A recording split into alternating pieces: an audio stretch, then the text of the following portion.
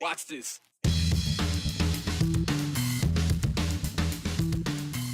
Idaho's restrictive abortion ban was triggered in 2022, long enough for one local organization to try to trigger some changes, one signature at a time. One would think the will of the people would be the will for a while. Voter initiatives have a long history in Idaho, including one where lawmakers went against that will and became the first of its kind to be repealed. We're introducing you to one Idahoan who used quilting for quitting, both of which aren't easy, especially if you're legally blind. You know, you want something done, sometimes you got to do it yourself. Not expecting any help from the conservative supermajority in the Idaho State House, a group of Idahoans want to give Idaho voters the option of deciding on abortion rights in the Gem State. Idahoans United for Women and Families has filed 4 draft petitions with the state. Different options they hope Idaho voters could get behind. Well, they hope they could get behind at least one because that's all that will get on the ballot, and hopefully they think it will get on the ballot for 2026. But just how much would their proposal change Idaho's current near total abortion ban? Joe Paris asked them. Polarizing is one way to describe the topic of abortion laws and reproductive rights. Idaho remains a major player in the national proving grounds with one of the strictest abortion laws in the country.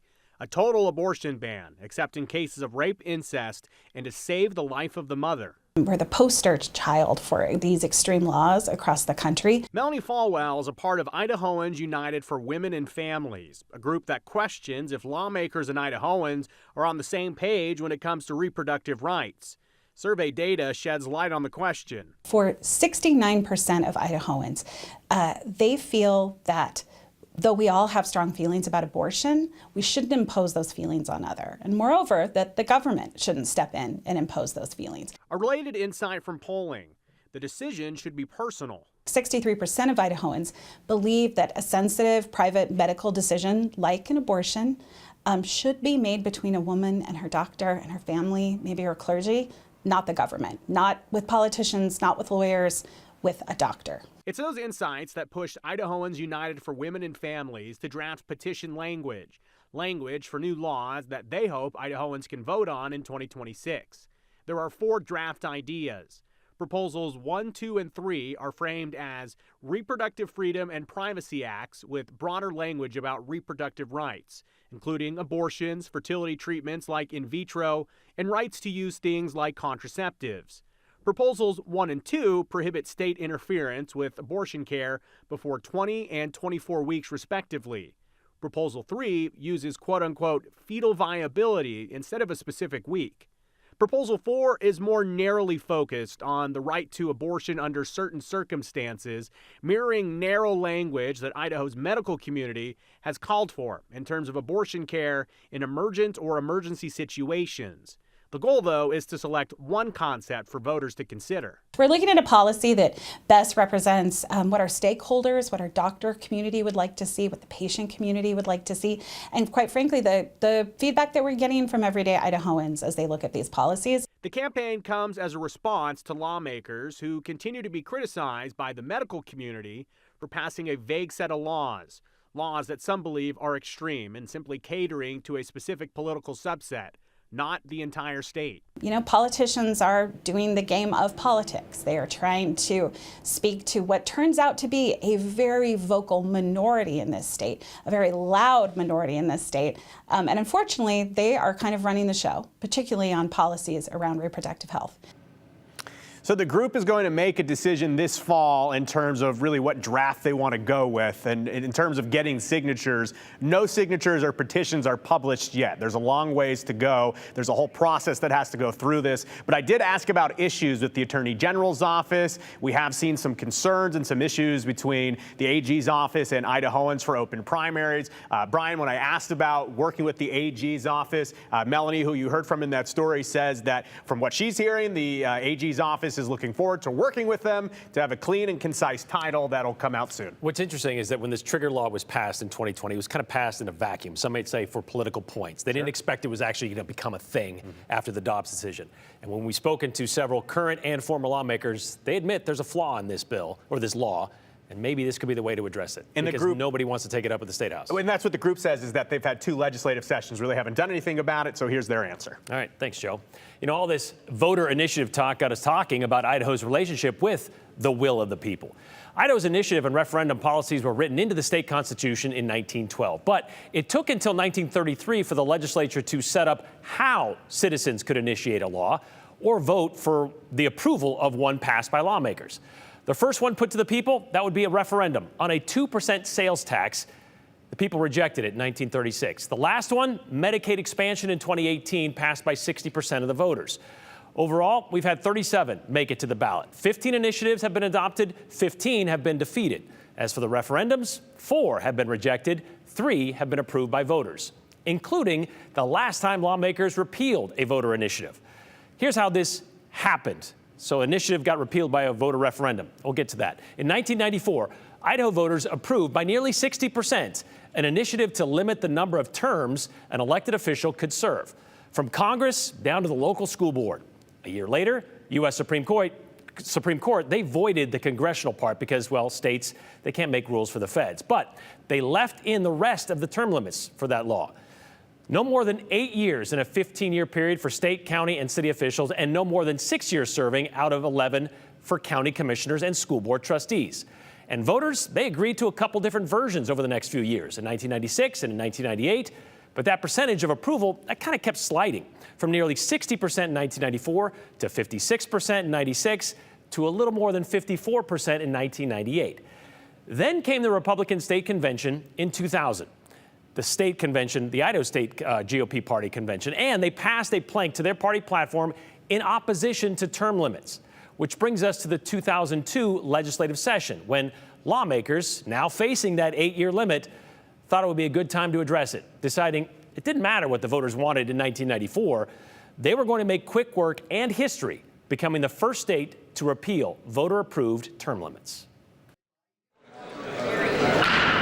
Idaho's lawmakers. It's really an issue of who is in charge, either the people or the legislature. They didn't Wrestling with the will of the people. We have had term limits in the state of Idaho ever since this state started voting, and that is called the ballot box. Took on title card status at the State House in 2002. I'm here because I hear my legislature saying, it doesn't matter what you voted for. We know best. We're going to change it. The repeal of the state's term limits was so pressing, we got this poison and filth coming from back east. House Bill 425 was introduced in the second week of the session and decided within the next 16 days. Speaker Newcomb says it's not a matter of overturning a vote of the people, but rather of educating the public. Well, I think they don't understand. I think that's what I've tried to bring to light in this whole process. By January 24th, it was being debated on the House floor. 70 lawmakers, one question: the repeal of a term limits law which voters twice called a good idea.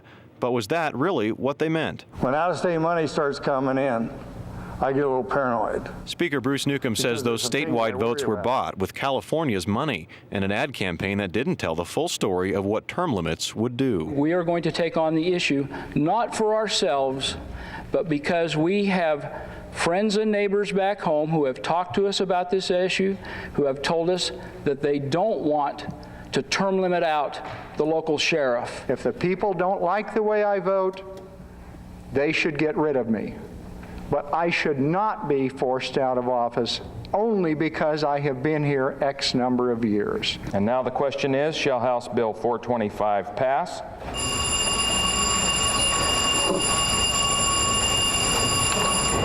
The vote, 50-20 in favor of repeal, more than enough to override the veto which everyone knows is coming. It would a week later. 3 hours after the term limits bill hit his desk, Governor Kempthorne took out the stamp. The day after the Senate passed the bill by a wider than expected margin. Today, I hope people recognize they have a governor who is simply backing up what I believe is the will of the people. And if that's politically risky, so be it. An override vote was immediately scheduled for the next day. Will term limits be repealed by Friday night? I think they will be, and for now. And they were, by nearly identical votes in both chambers.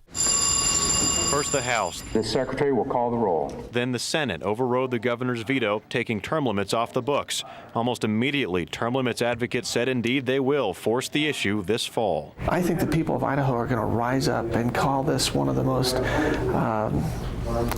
terrible decisions that this legislature's ever done. Except the people didn't exactly rise up and reject what the 56th legislature rejected. In a referendum that following November, 50.2% of voters, nearly the slimmest of simple majorities, agreed to keep term limits repealed. As many have pointed out, term limits are defined by the ballot box. And those same people who likely voted for legal term limits were the same who likely voted into office several politicians who were opposed to term limits and or served several terms. For example, Ron Crane, who served 16 years as representative during this time and another 20 years as state treasurer, or Lawrence Wasden, who became Idaho's longest serving attorney general at 20 years.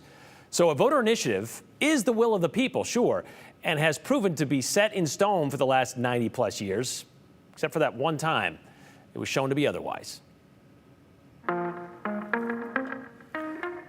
at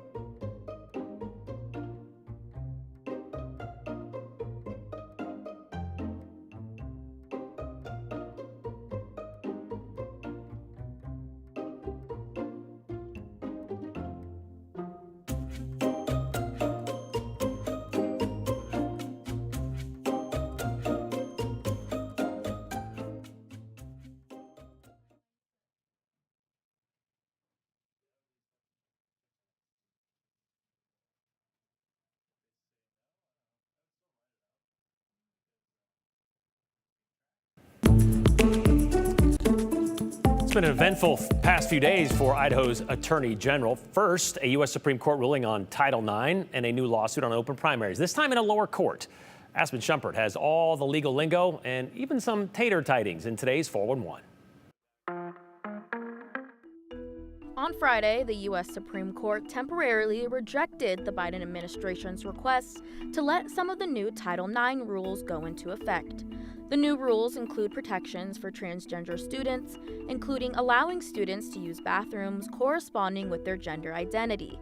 This ruling means the new Title IX regulations are still on hold in Idaho because of a lawsuit we are on led by Louisiana. The Attorney General was busy on Friday. He also filed a new challenge to open primaries in district court. That's because days earlier, the Idaho Supreme Court dismissed his challenge because he skipped over the district court and went straight to the Supreme Court. The initiative would create a nonpartisan top 4 primary elections and add ranked choice voting to the general election. The latest challenge is essentially the same as the Supreme Court, stating the open primary initiative was misleading to voters because supporters downplayed the ranked choice voting part. The initiative did qualify for the November ballot, but Labrador doesn't want any of the roughly 97,000 signatures to count. In other news, today is National Potato Day. The Idaho State Museum gave us some fun facts. Did you know the first recorded potato planting in Idaho occurred in Franklin County in 1860? Early settlers used irrigation to help the volcanic ash soil support potato growth.